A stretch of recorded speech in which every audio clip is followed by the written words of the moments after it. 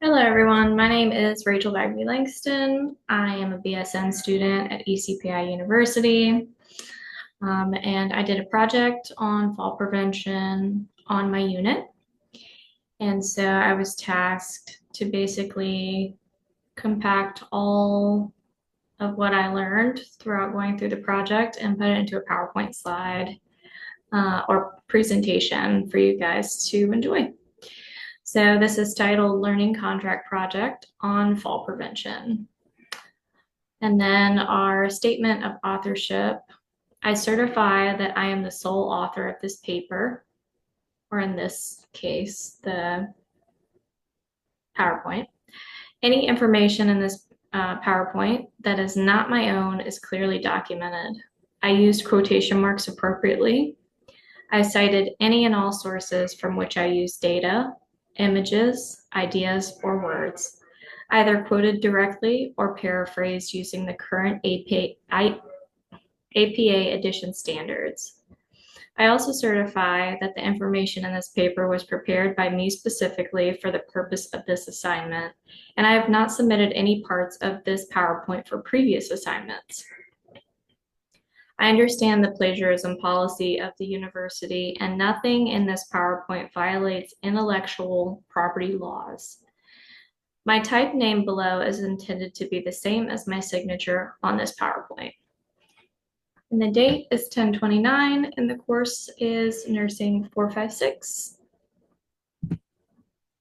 So for the introduction, this project was created in my second to last nursing course and introduced a fall prevention pamphlet to my unit so that we could include that education in our nursing practice to see if any changes could be implemented to benefit the unit.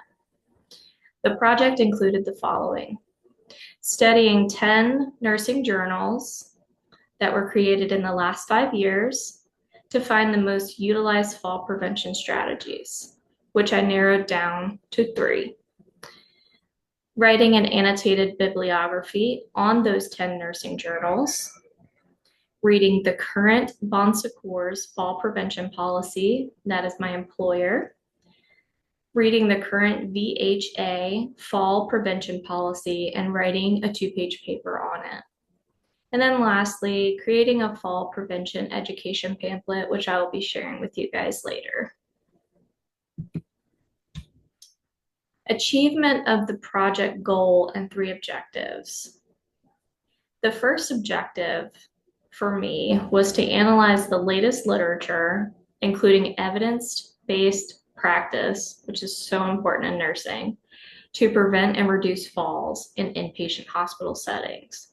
This is where I pulled in those 10 nursing journals on fall prevention methods.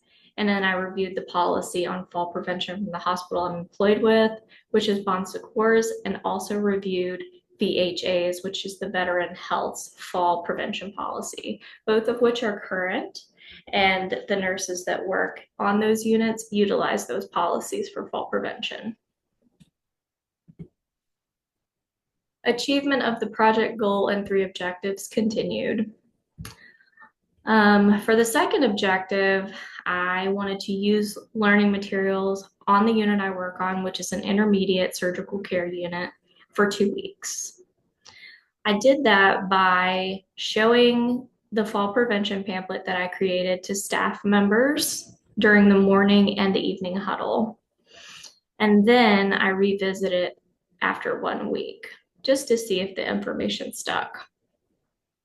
The third objective I had was to evaluate the effectiveness of the fall prevention pamphlet.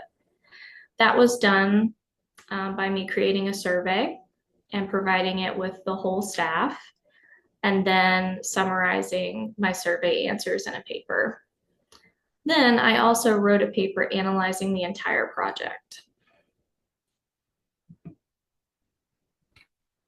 Completion strategies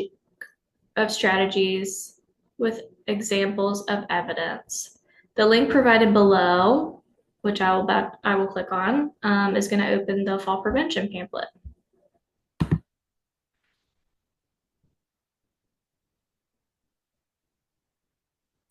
So as you can see here, let's see if I can make it a little bigger for you guys. Perfect. So on the right side, we have the front of the pamphlet. I wanted to draw the eye in to open the next page. That's why I kind of cut that N off at the end. Just a little fun fact of what I did. And I also added like a catchphrase, if you will, on the front of the pamphlet that says "Keep safety in mind every yeah, keep safety in mind every step of the way." I also included on the second page, like when you open up the brochure, you're going to see our Bon Secours Mercy Health Fall Prevention Policy information. That just goes over how nurses must assess the patients every 12 hours with our Morse fall risk assessment tool. But nurses can add clinical judgment or use clinical judgment to override scores if needed. However, we have a lot of new graduate nurses on my unit. So as I was talking with my mentor, we took away the period after overriding the scores if needed. And then we added not to take away interventions, but only to add interventions, if you will. Because we know that clinical judgment and nursing expertise is built upon. It is not something you just come to nursing with. So we want them to have good foundation of fall prevention methods before they start adding in their own ideas.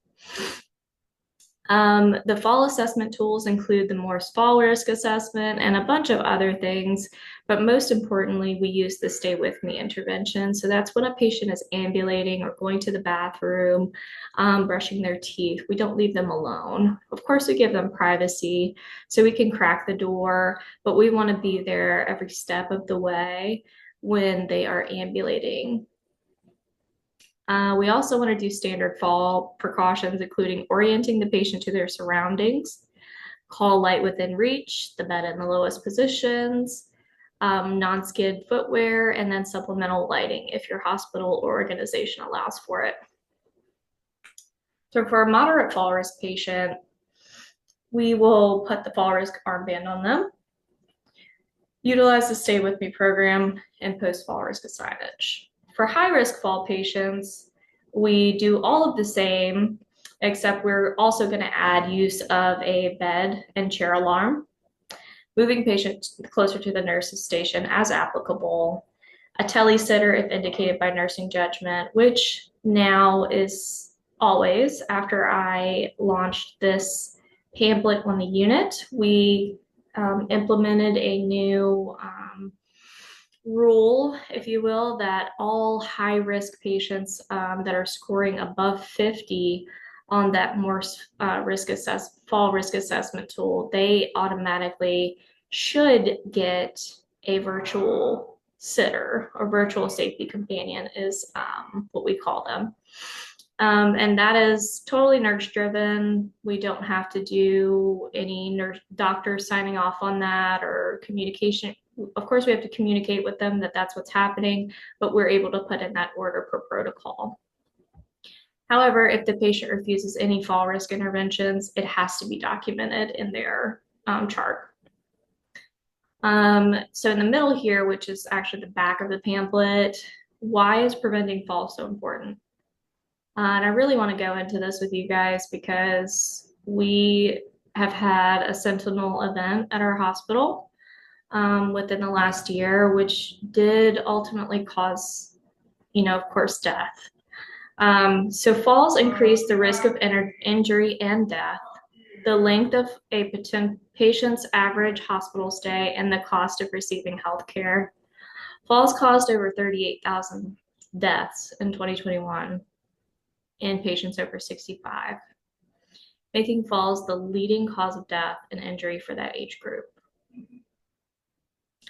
Falls increase the length of hospital stay by an average of 6.9 days and as much as 12.3 days. And as we know, no one wants to be in the hospital for 12 days or even 7. The average total cost of a fall was $62,521. And the average cost for a fall with injury in 2023 was $64,256.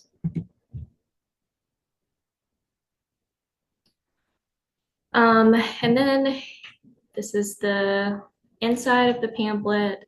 It goes over who is a fall risk, tips on how to prevent falls. And so with those nursing journals that I shared with you guys before, the 10 nursing journals, the top 3 ways to prevent falls are to educate your patient on what to do before ambulating, like using the call bell, assessing your patient's fall risk, frequent rounding on your patients, and the continuous video monitoring system. About half of the nursing journals that I went through mentioned the use of telesitters. And this may be because we're in a technology era, but I thought it was very interesting that that was mentioned so frequently. And so there's science behind it, so it must work. We just have to utilize it.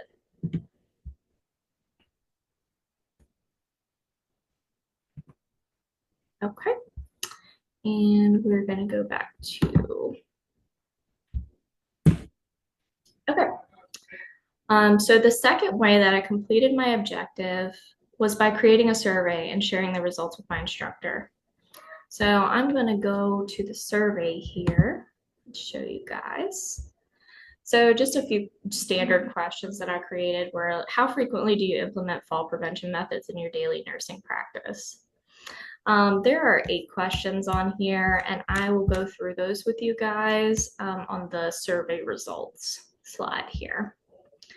So the link with the survey results is right under here. There are 10 responses to the survey currently, whereas I only had 7 when I turned the project in. So we're getting some good feedback from my unit.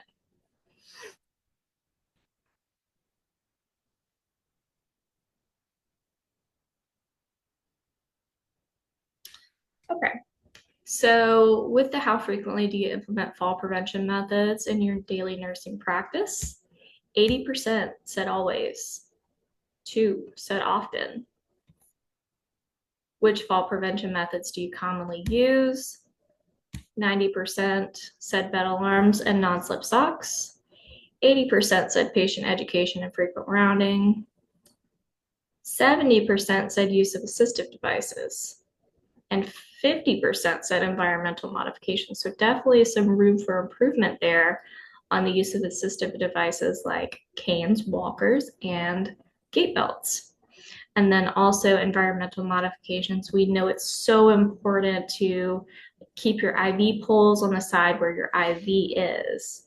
We know it's important to keep that walker close by so that we can have it. We know to make sure the room is free of clutter. Did the information provided in the pamphlet change your approach to fall prevention? So 50% said significantly, which is half. That's great. 40% said moderately. 10% said slightly. No one said not at all, so that is a great sign. The education that I provided at least provided some help to the nurses on my unit. How easy was the information in the pamphlet to understand? 90% said very easy and 10% said easy. That's understandable. There's a lot of information in that pamphlet, and I think for the future that I will need to cut down on the amount of information that's being shared. So what suggestions do you have for improving the fall prevention pamphlet? 4 people skipped this question, 6 answered it. And let's see.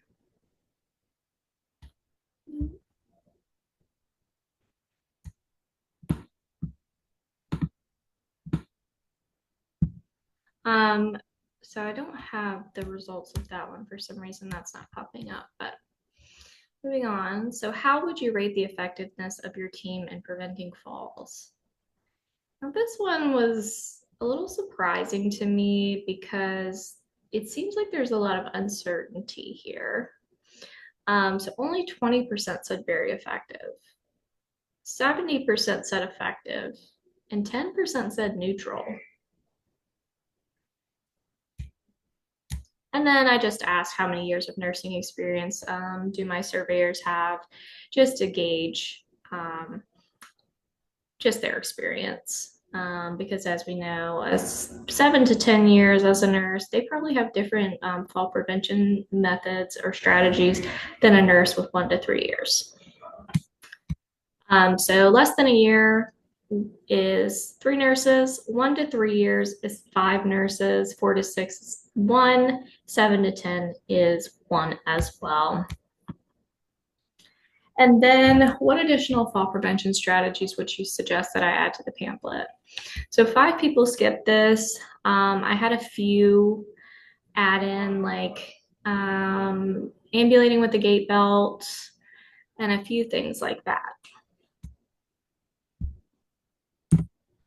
All right, specific outcomes for my nursing unit. So I felt that the annotated bibliography gave me a greater insight into the evidence I chose to use in my pamphlet on my unit.